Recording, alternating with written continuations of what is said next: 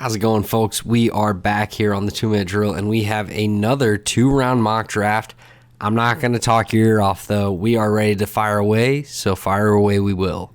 With that, let's get started.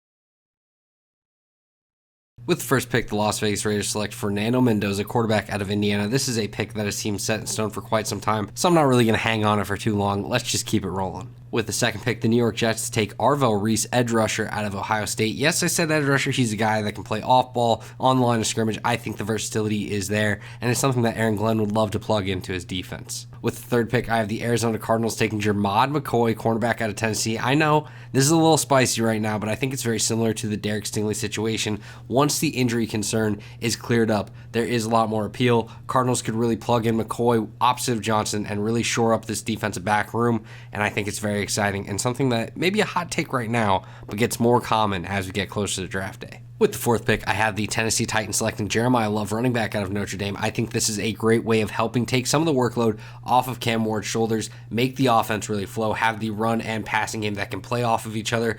Dable's a great offense coordinator. I think he's going to do a great job of utilizing both young talents. And if you're Robert Saleh, you're a defensive guy that knows you're going to find a way to make that unit improve. You need the offense to really help out that other side of it, and I think Jeremiah Love can do that for this unit. And that leaves the Giants here at number 5, and I have them taking Sonny Styles, linebacker out of Ohio State. He is a great fit for this front seven where there's so much pass rushing juice. Leave him as the cleanup guy, a guy that can work all around the field, and I think he will do a tremendous job and be a star in the Big Apple. With the sixth pick, I have the Dallas Cowboys trading up and adding David Bailey. The Cowboys were rumored to be heavily in on Max Crosby. It's clear they want to get a pass rusher to replace the absence of Micah Parsons. Bailey's exciting. He has the pass rush juice. It wouldn't shock me if the Cowboys are willing to move up a little bit in order to lock him in. At number 7, the Washington Commanders are on the clock, and I have them taking Mansour Delane, cornerback out of LSU. Arguably the top corner in this class. He is very refined, very athletic, and very physical on the outside. I think he plugs in extremely well for this Dan Quinn defense, and that's what leads him to be the pick here at number 7. And with the 8th pick, the New Orleans Saints select Carnell Tate, wide receiver out of Ohio State, a great complementary piece opposite of Chris Olave to help Tyler Shuck have another pass catcher and go-to weapon in the offense that I think is going to continue to evolve heading into 2026. Next up are the Kansas City Chiefs at number 9, and I have them taking Ruben Bain, edge rusher out of Miami, Florida. This just feels unfair for the Chiefs to have a down year and get a pass rusher of this quality, but it makes a lot of sense. He fits the Spagnuolo defense really well, and I think he would play extremely well opposite of George Karlaftis. At number 10, I have the Cincinnati Bengals taking Caleb Downs, safety out of Ohio State, my top graded player in this class and a guy that I think would be extremely talented for this team. They've signed some guys, they have Jordan Battle, but I think when a player of Downs' caliber is available here at 10 for a Bengals team that needs defensive help, it makes too much sense not to do it. At number 11, I have the Miami Dolphins taking Mekhi Lemon, wide receiver out of USC. Sometimes you just have to play the board. I think they would prefer one of the cornerbacks if they're available, but they aren't, so now you get Lemon, and you give Malik Willis a go-to pass catcher for this offense that desperately needs it. And at number 12, after trading down, the Cleveland Browns select Francis Mauigoa, offensive tackle out of Miami, Florida. My top grade offensive tackle in this class, and a guy that I think they aren't going to really question if he can move over to left tackle. I think teams are more eager and optimistic about that ability, and I think Mauigoa can do that well and plug in as their franchise cornerstone on the offensive line moving forward. With the 13th pick, I have the Los Angeles Rams selecting Kenyon Sadiq, tight end out of Oregon. I know that Colby Parkinson and Terrence Ferguson are already appealing enough for that tight end room, but I think adding Sadiq really helps the perimeter blocking ability of this team. When you already have Nakua on one side and you get Sadiq on the other, it's just completely unfair for opposing defenses, and McVay will have no issue capitalizing on that. With the 14th pick, I have the Baltimore Ravens adding Olai Vavenga Ioane, offensive guard out of Penn State. I think shoring up the offensive line, making sure Lamar Jackson is protected is priority number 1 for this team heading into the draft, and Ioane slots in perfectly in that left guard spot.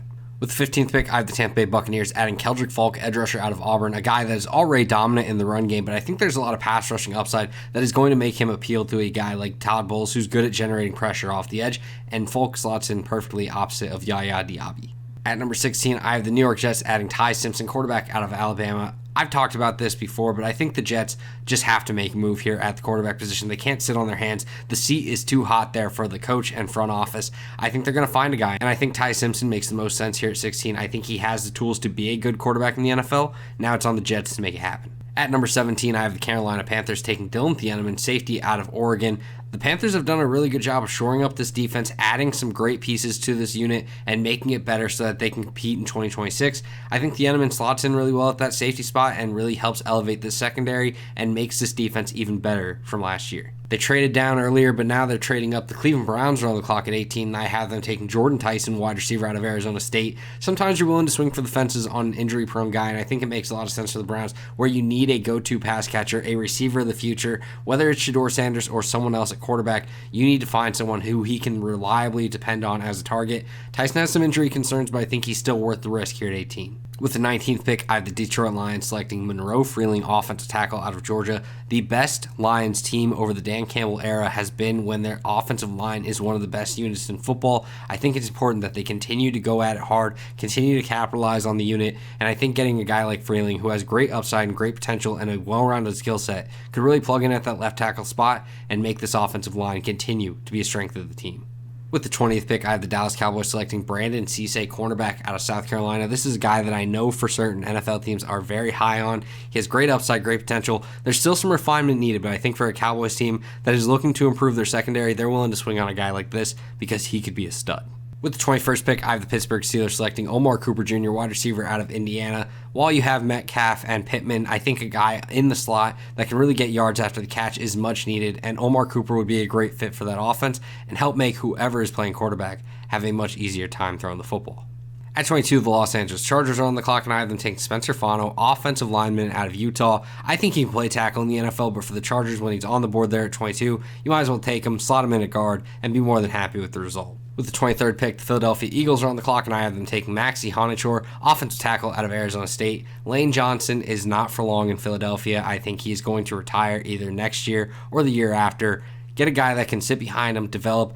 Honechor has a lot of upside, but doesn't have a lot of football experience. Let him sit behind one of the best right tackles in NFL history and become the future on the offensive line.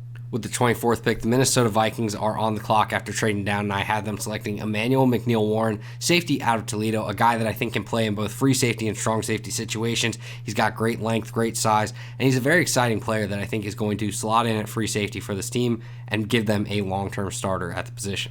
With the 25th pick, the Chicago Bears are on the clock, and I have them taking Malachi Lawrence, edge rusher out of UCF. I think in terms of ceiling, Lawrence is the highest guy in this class, in this second tier of edge rushers that are going in the first round. I really like his pass rushing juice and upside. I think for the Bears, you have some solid defensive end play, but you need someone who can really kind of raise the ceiling, and Lawrence can be that for your team.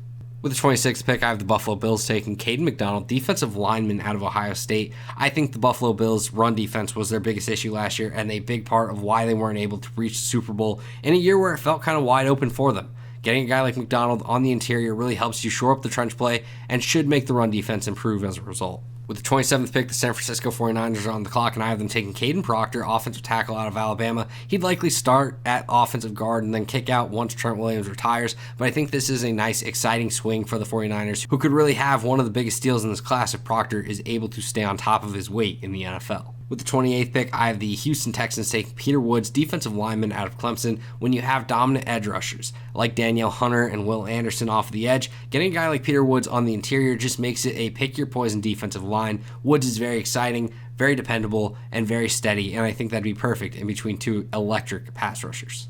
With the 29th pick, I have the Kansas City Chiefs selecting Avion Terrell, cornerback out of Clemson. I understand the slow pro day number is very concerning, but I think a lot of that is due to injuries that he's accumulated over the year.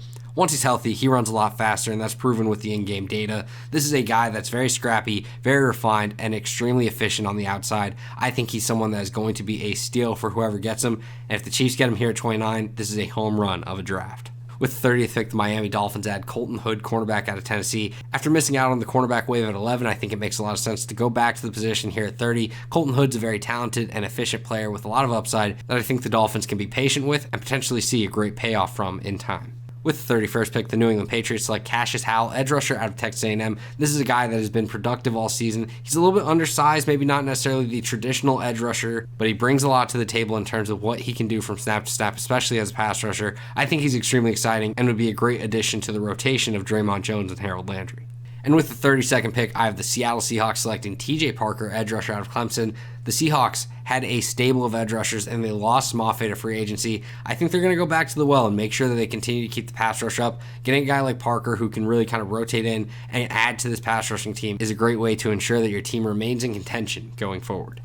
We're going to rapid fire through the second round, so make sure you stick with me. At pick 33, the New York Jets select Denzel Boston, wide receiver out of Washington. And at 34, the Arizona Cardinals select Jacob Rodriguez, linebacker out of Texas Tech. With the 35th pick, the Tennessee Titans select Lee Hunter, defensive lineman out of Texas Tech. And then at 36, the Las Vegas Raiders select Caleb Banks, defensive lineman out of Florida. With the 37th pick, the New York Giants select Jennings Dunker, offensive guard out of Iowa. And at 38, the Houston Texans take Blake Miller, offensive tackle out of Clemson. With the 39th pick, the Cleveland Browns take Denai Dennis Sutton, edge rusher out of Penn State. And at 40, the Kansas City Chiefs grab Casey Concepcion, wide receiver out of Texas A&M. With the 41st pick, the Cincinnati Bengals take C.J. Allen, linebacker out of Georgia. And at 42, the New Orleans Saints grab Kristen Miller, defensive lineman out of Georgia as well. At 43, the Miami Dolphins are back on the clock, and they take Traden Stukes, safety out of Arizona. And at 44, the New York Jets grab Chris Johnson, cornerback out of San Diego State. With the 45th pick, the Baltimore Ravens grab a Grayson Halton, defensive lineman out of Oklahoma. And at 46, the Tampa Bay Buccaneers add Anthony Hill, linebacker out of Texas. With the 47th pick, the Indianapolis Colts take Zion Young, edge rusher out of Missouri. And then the Atlanta Falcons follow that up at 48 with Chris Brazell, wide receiver out of Tennessee. With the 49th pick, the Minnesota Vikings select Jadarian Price, running back out of Notre Dame. And then Detroit Lions follow that up with D'Angelo Pons, cornerback out of Indiana at 50. With the 51st pick, the Carolina Panthers select Eli Stowers, tight end out of Vanderbilt. And at 52, the Green Bay Packers take Keith Abney, the second cornerback out of Arizona State. With the 53rd pick, the Pittsburgh Steelers grab Chase Basantes, offensive guard out of Texas A&M. And at 54, the Philadelphia Eagles take Akeem Mesidor, edge rusher out of Miami, Florida.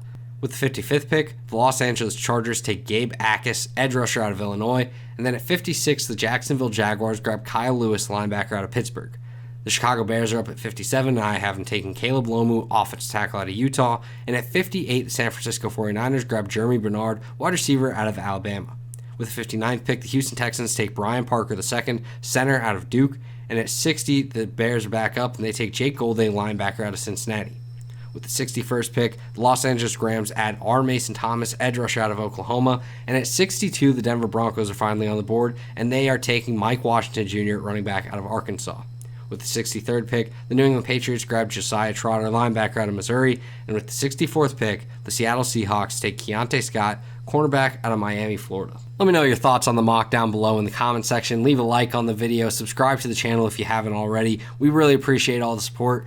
The draft is getting closer by the day. We can't wait. I'm Michael Rochman, and that's the 2-Minute Drill.